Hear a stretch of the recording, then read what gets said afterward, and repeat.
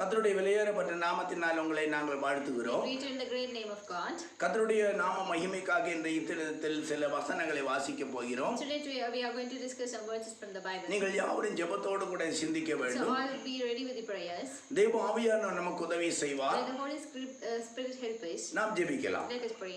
எங்களை நேசிக்க நல்ல பிதாவே, Our loving Father, உம்முடைய பரிசுத்த பிரசன்னத்தை எங்களுக்குள்ளாய் அனுப்பும். and send your Holy Spirit to us. உம்முடைய வார்த்தைகளை நாங்கள் தியானிக்க உதவி செய்யும். And when we meditate in your words, கர்த்தர் எங்களோடு கூட பேசும். you talk with us எங்களோடு கிரியை செய்யும். and be with us. எங்களுடைய மனதில் நீர் பேசி You talk in our hearts உம்முடைய வருகைக்காக எங்களை and ஆயத்தப்படுத்தும். make us ready for your coming. இயேசுவின் நாமத்தில் In the பிதாவே, name of Jesus Christ. Amen. ஆமென்.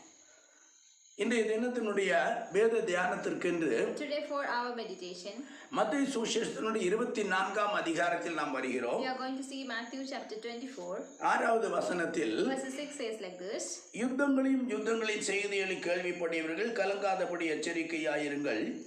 இவைகளெல்லாம் சம்பவிக்க வேண்டியது, ஆனாலும் முடிவு உடனே வராது. And you will hear the wars and rumors of wars. See that you are not alarmed, for this must take place, but the end is not yet. ஜனத்துக்கு விரோதமாய் ஜனமும் ராஜ்யத்துக்கு விரோதமாய் ராஜ்யமும் எழும்பும். பஞ்சங்களும் கொள்ளை நோயிலும் பூமி அதிர்ச்சிகளும் பல இடங்களில் உண்டாகும். For nations will rise against nation, and the kingdom against kingdom, and there will be famine and earthquakes in various places.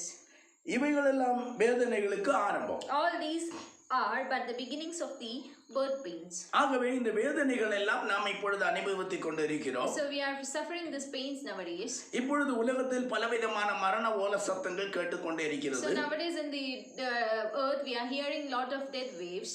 அநேக மரணங்கள் உருவாய் கொண்டே இருக்கிறது. Many deaths are been happening.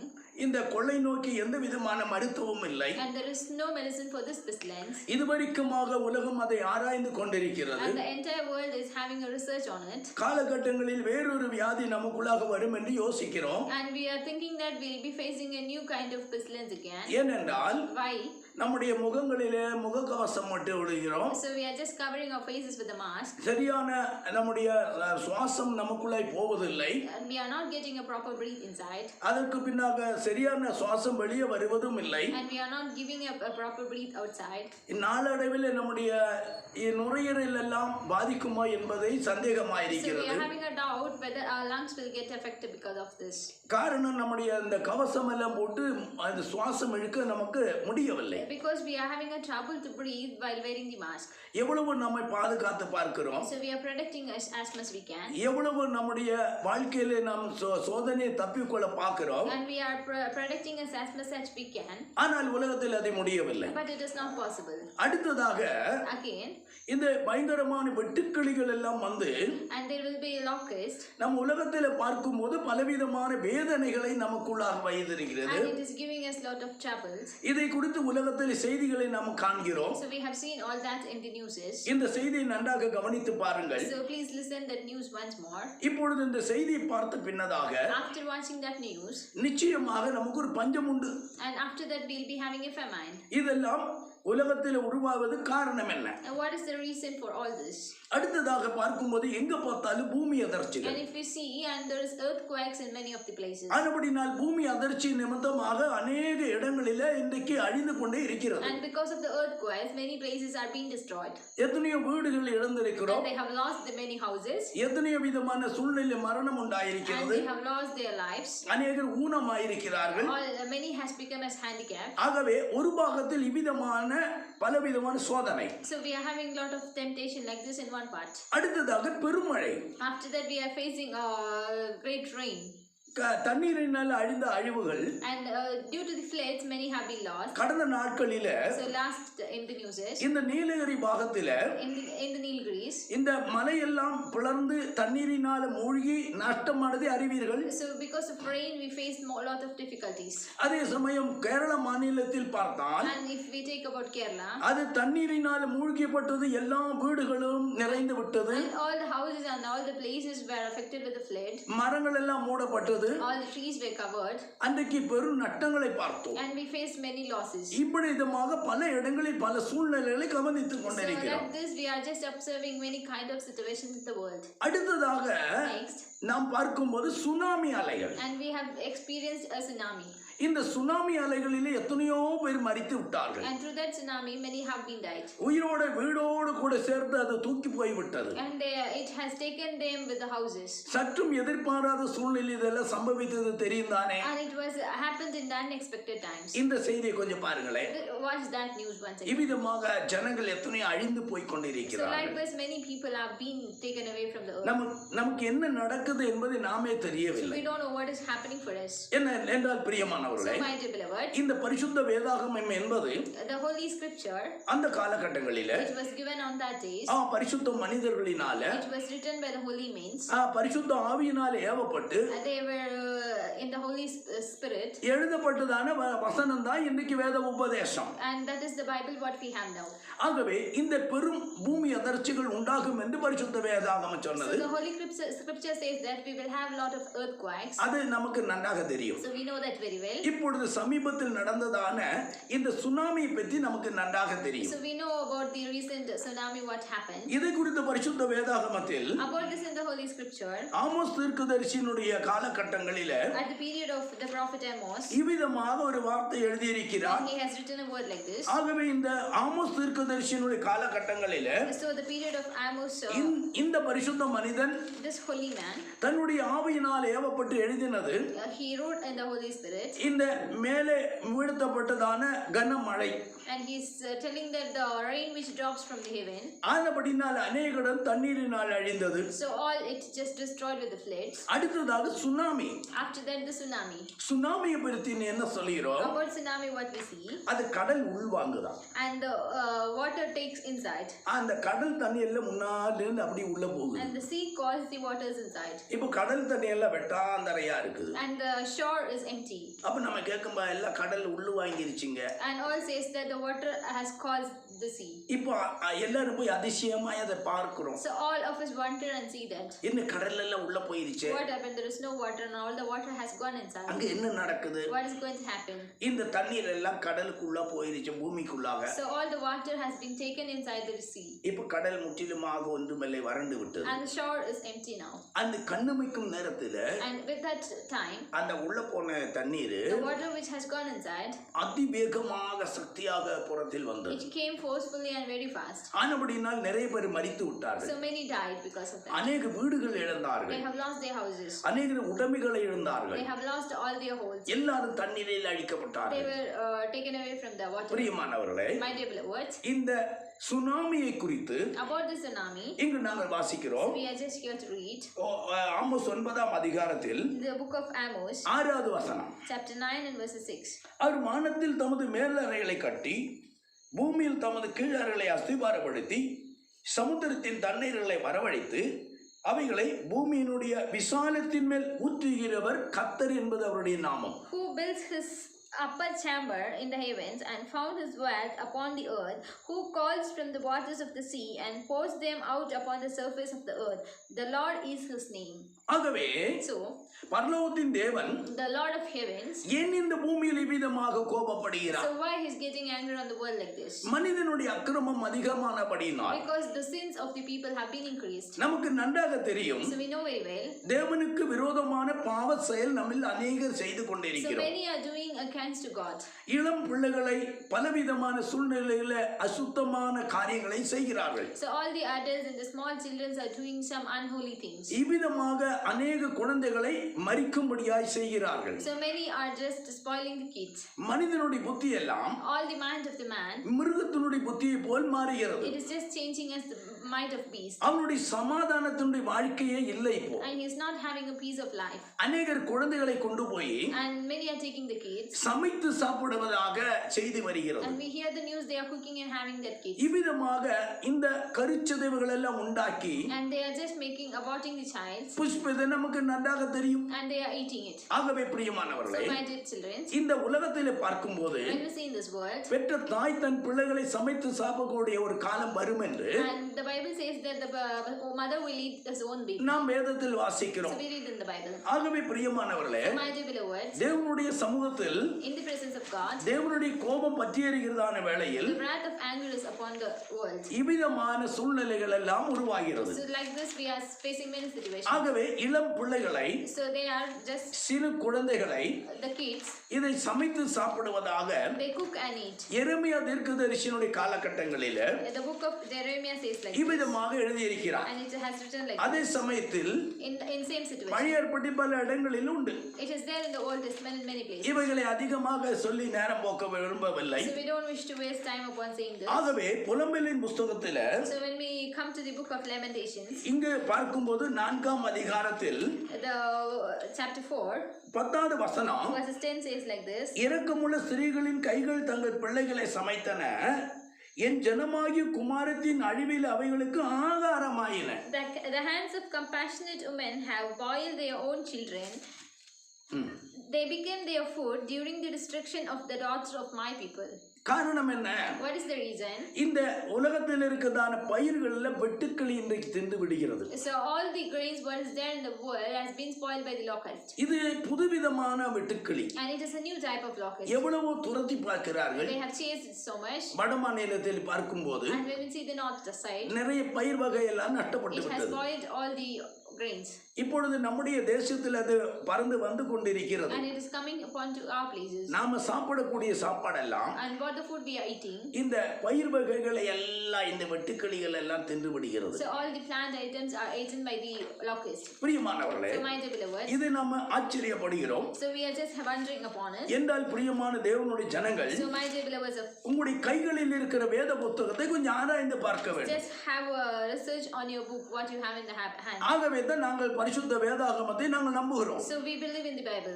நம்பின காரியத்தை உங்களுக்கு நாங்கள் சொல்லுகிறோம். And what we have traced, we are sharing with you. இந்த யோவேல் என்றதான தீர்க்கதரிசி The prophet Joel, இவன் 1ஆம் அதிகாரத்தில் in chapter 1, 3ஆம் வசனத்தில் இருந்து நீங்கள் வாசித்து பார்த்தால் இந்த வெட்டுக்கிளிகளை நன்றாக புரிந்து கொள்ளலாம். if you read from the verses 3, you can see about this locust. அது 4வது வசனத்தில் When we read verses 4, பச்சை புழு விட்டதை வெட்டுக்கிளி தின்றது, வெட்டுக்கிளி விட்டதை பச்சை புலி தின்றது, பச்சைக்கிளி விட்டதை முசுக்கோட்டை பூச்சி தின்றது. what the cutting locust left and the swarming locust ate it, and what the swarming locust left, the hopping locust ate it, and what the hopping locust left, the destroying locust ate it. இப்பொழுது விவசாயிகள் எல்லாம் அதை குறித்து அழுகவில்லையா? So all the farmers are being crying upon it. விவசாயிகள் மாத்திரமல்ல, Not only the farmers. நாம ஆகாரம் புசிக்கிறதுக்கு ஒன்றும் இல்லாமல் And we will not have anything to eat. இவ்விதமாக அதெல்லாம் நட்டப்படுகிறதான So காலம். everything has been lost. இன்றைக்கு பூமியின் அடியில தண்ணீர் இல்லை. And there is no water in the underground. இன்னைக்கு எங்க பார்த்தாலும் பஞ்சம். And wherever we see there is famine now. மனிதன் விதையை போடும்போது When he sows the seed, விதை மண்ணா மக்கி விடுகிறது. and it just joins with the mud. பூமியில் விவசாயத்திற்கு தண்ணீர் இல்லை. And there is no water in the world. எல்லா இடத்திலும் பசியும் பட்டினியும் ஆக போகிறது. So all the places are going to suffer with the famine.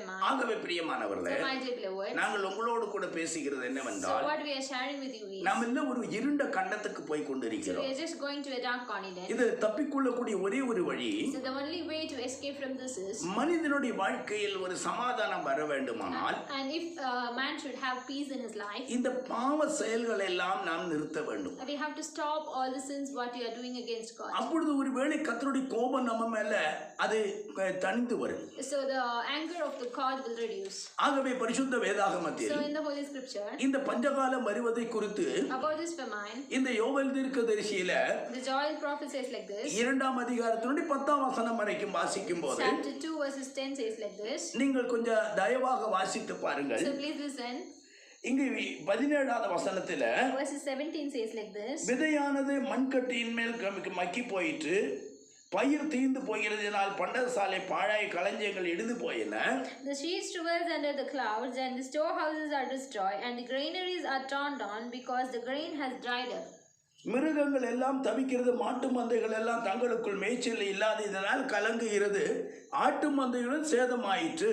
How the beasts groan, and the herds of the cattle are perplexed, because there is no pasture for them, and even the flocks of the sheep suffer. அவர்களுக்கும் மேய்ச்சல் இல்லை, And they don't have pasture, நமக்கும் மேய்ச்சல் and இல்லை. we too don't have.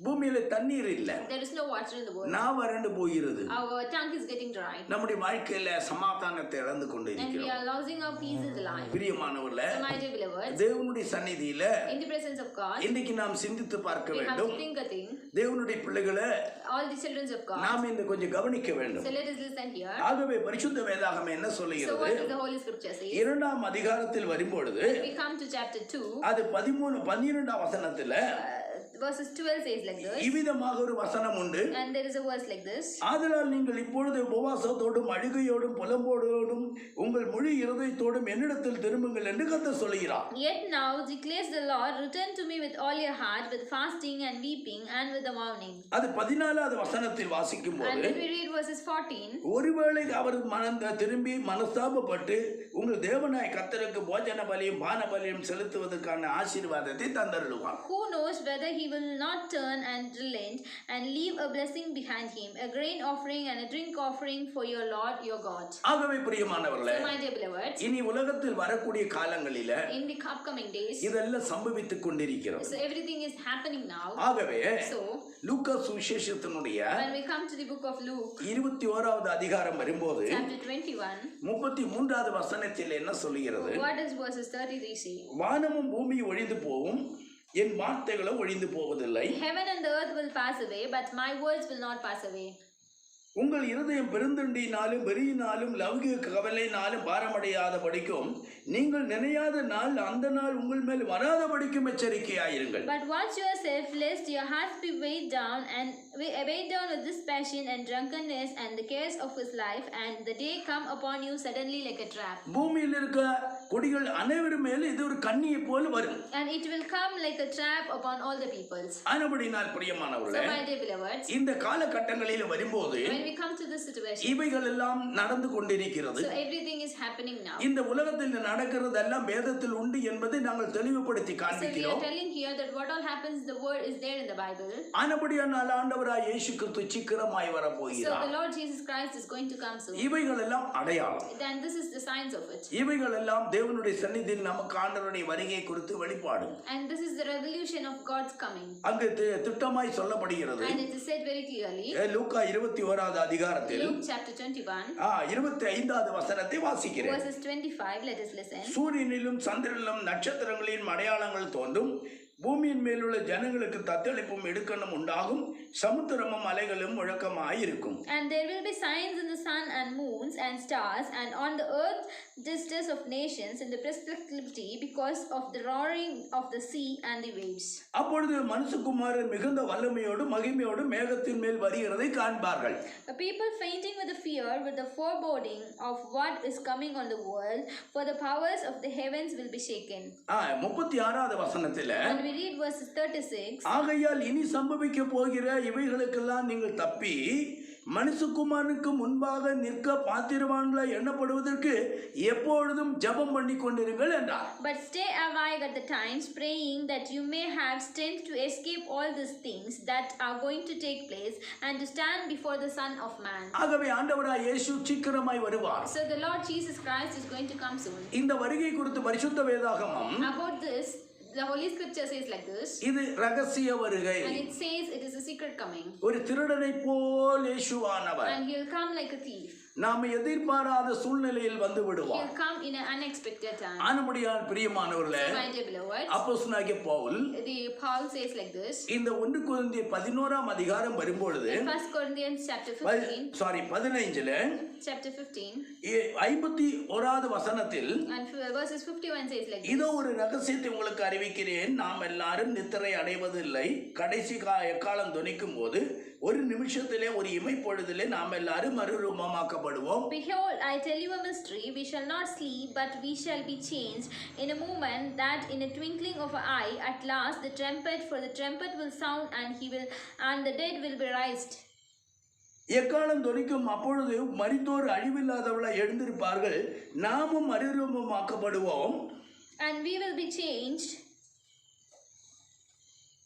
52 எக்காலம் தொனிக்கும், அப்பொழுது மரித்தோர் அழிவில்லாதவளாய் எழுந்திருப்பார்கள், நாமும் மறுரூபமாக்கப்படுவோம். For the trumpet will sound, and the dead will be raised imperishable, and we shall be changed. ஆகவே பிரியமானவர்களே, So my dear beloveds, ஆண்டவருடைய வருகை எந்த நேரத்தில் இருக்கும் என்பது தெரியாது. so we don't know when Jesus Christ will come. ஆகவே இந்த ரகசிய வருகைக்கு நாம் So we ஆயத்தமாயிருப்போம். have to get ready for the secret coming. இயேசுவானவர் வரும்பொழுது பூமியில் என்ன நடக்கும் என்றால், So when Jesus Christ comes to the world, what will happen? முதலாவது இயேசுவானவர் கல்லறை தோட்டத்துக்கு வருவார். And he'll first come to the graveyard, மரித்தோர் எழுந்திருப்பார்கள், and all the dead will be raised, உயிரோடு இருக்கிற பரிசுத்தவான்கள் and the saints who are alive, மறுரூபமாக்கப்பட்டு எல்லாரும் மேகத்தில் எடுத்துக் they will கொள்ளப்படுவார்கள். be changed and they will be taken upon the clouds. அப்பொழுது இந்த பூமியின் மேல After that in the world, சமாதானம் மீண்டும் இழந்து போகக்கூடிய they will காலம். lose the peace again. ஆகவே So பிரியமானவர்களே, my dear beloveds, இந்த விஷயத்தை குறித்து about this, நாங்கள் வரும் காலங்களில் உங்களோடு பேச we'll இருக்கிறோம். share in the next messages. இந்த செய்தியை நீங்கள் கேட்ட பின்